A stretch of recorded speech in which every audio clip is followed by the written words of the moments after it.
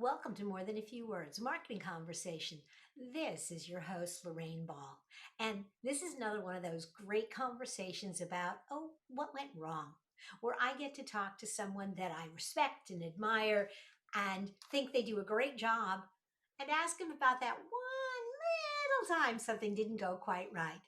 And today, to have that conversation, I've invited Matt Levenhagen to join me.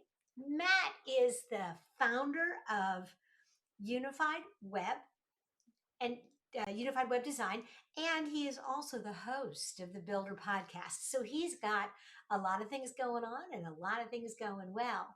Matt, welcome to the show. Good to be here. Thanks for having me, Lorraine. It's my pleasure. But now I'm going to make you squirm a little bit when I ask, what went wrong? Yeah, so for me, one of the big things that went wrong the last couple of years, almost 2 years ago now, is that I held on to a team a little too long because I was keeping them around based on kind of the revenue we had, revenue where it was going, the growth, and instead of actually where it was and what was happening at the moment. So I took on a little too much risk. And so, how many people, when you hit that peak, how many people were you at? And where So should you have been? yeah, basically what happened was I'd been building for a few years and Hmm. we'd had really good growth for a couple of years. And so I was adding people, adding people, adding people. For me, that's a smaller team, maybe about 8 to 10 developers, designers, a quality assurance person, a project manager, the whole 9 yards, and a random VA here and there. And so I built this team, but I felt it was like the dream team. Like you invest so much time and effort and getting quality people and training them. And I'd gotten to this point. I'm like, this is it. I said, we can tackle anything now. This is we're good to go. Bring anything, and we can do it. And then 2024 hit, and our revenue had been doing this, and then it kind of flattened out. And for months, I'm like, I'm confident, maybe a little overconfident. I'm like, we'll rebound. We're going to get the next, yeah, we lost a project we thought we are going to have, whatever. We'll get another one. And that didn't happen. And what ends up happening is instead of me reacting to it immediately, I held on to the team, which cost me a lot of money. And so what I did is I tried to keep them busy. I got some internal projects, made up some stuff, try to keep that team together because I'm like, we can do this. And yeah, that didn't work. We just started burning through cash. So, if you could go back and do it differently, what do you think the warning signs were? When do you think you should have pivoted? And let's also maybe look at why you held on. But let's talk about some of the warning signs that it just as you look back on it. Yeah, I mean, the warning signs are pretty clear, right? Went into 2024. There was like a huge project that was going to probably be 3, 4 developers. There's another project. There was one of our existing clients was launching another website, and it just wasn't happening, right? It just seemed like it was off in the distance, and I was trying to communicate a little bit, but I wasn't getting, the feedback, and then it just, yeah, just a matter of when I had to start, like, being creative with, keeping people busy and stuff.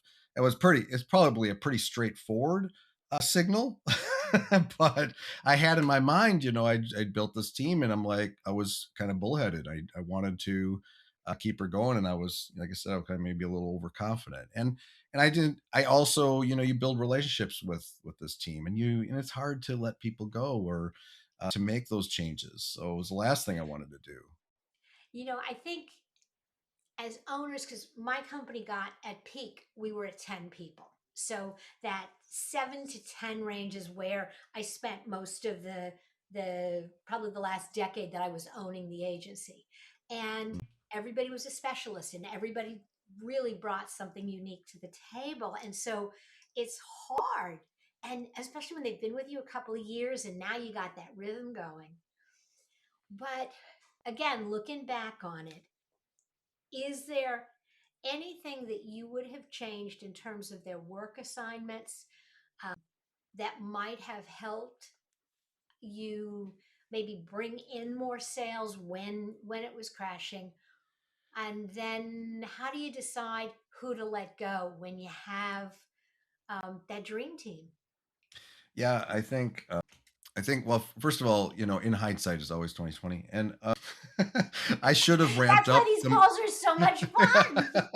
Yeah, it's like, well, I was investing, you have money to invest in stuff at certain times, and I should have invested more in the marketing side and sales to ramp that up. And I didn't do that because I was comfortable. I was too comfortable. Hmm. I was too confident we were getting the business. We have a foundational amount of business that we get from clients and agency partners and stuff. But so yeah, I think that's it, and I think I should have been a little more aggressive in that department, but also I should have just I think, and this is what I do now is I'm looking at things in maybe shorter term, in terms of contractually how I'm using people, not using them. That sounds bad. Using. But Uh, integrating people into your operation. integrating people and having a more tiered system. So I'm going to have dedicated people that are taking care of existing clients. So tying them to revenue more. And so if I do have somebody dedicated, they are tied to that and for the length of that contract or whatever. And then having others that are more on an hourly basis or as needed. So a lot more flexibility in that regard, and not being afraid to do that.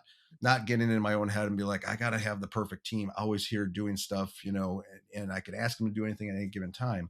It's just allocating resources a little bit better and being more thoughtful about what we actually have going on, and then who I remove is based on what the projects are. If I may not, I may have to let go of that project manager or that quality person, and maybe somebody else on the team has to pick those up and maybe be more creative around that. I think. Cool. Yeah. So when you were going through it and you had to start laying people off, what do you think was the most influential in terms of driving your decision of who you clung to and who you said, okay, I need to cut you back to halftime, or I need to let you go. Um, Well, what do you? I had to really assess, their skill sets and stuff, so I work with developers, designers. Like I would keep a designer on, um, a particular person I kept on longer because I need help with design in that specific area. I had nobody else in the team that was going to do that particular thing for me, or Matt's going to be doing it. And then also just looking at if somebody's well-rounded and they're more full stack, or they're just their skill levels and stuff, and trying to look at also what projects are they working on. There's certain projects, like if I have clients that are multi-billion million dollar operations, e-commerce stores, and there's a lot of critical infrastructure, and I need somebody very competent. So I'm looking at who's the best, who do I need to keep in that regard. Yeah, And yeah, so that those kind of decisions, it's all around like kind of skill sets and how they can help me, and who's most valuable in each position. absolutely. Over the years, I ran the business 19 years. We went up, we went down, we went up, we went down. I always had kind of my safety valve was always my interns, because that was a short-term commitment, and I Mm, could keep my core, and then I yeah, had those specialty people, and yeah. it sounds like you kind of got to that place. Did you have to adjust your job descriptions as you were going through this? Slightly, Mhm. depending on, again, it just depends on the project and stuff. And, job descriptions are pretty static. What we do is pretty consistent across the board. Mhm. I mean, we do different types of development Mhm. and we do a lot of custom stuff. But yeah, for the most part, that didn't have to be impacted too much. It was just, kind of zeroing in on the person that could be the most flexible and in their roles and stuff like that. So yeah, maybe it broadened out a little bit. I needed somebody to be able to do more stuff, that kind of thing. Cool. Well, Matt, I could talk about this for a long time, because there really is, in running an agency, there is that constant juggling act of Do I have enough people? Do I have too many people? So thanks for being honest. Thank you for sharing a little bit of what went wrong and hopefully what's going right in 26. If if people want to find you, and I'm going to encourage folks, look for the Builder Podcast. Builders Podcast, Builder Podcast. The builders. We're all builders. The Builders Podcast. Look, you don't have to go too far in the archive. You'll find an interview with me, Yeah. but also just listen to a lot of the conversations with entrepreneurs about building their businesses. And then if you're curious about the agency, unifiedwebdesign.com. That's it. Unifiedwebdesign.com. Or if you want to add a Uh, jingle to it, unifiedwebdesign.com. all right, yeah, don't spend the money on the jingle. Just a little piece of marketing advice. Okay. But Matt, thank you so much for being a part of the show. Thank you for having me. Till next time.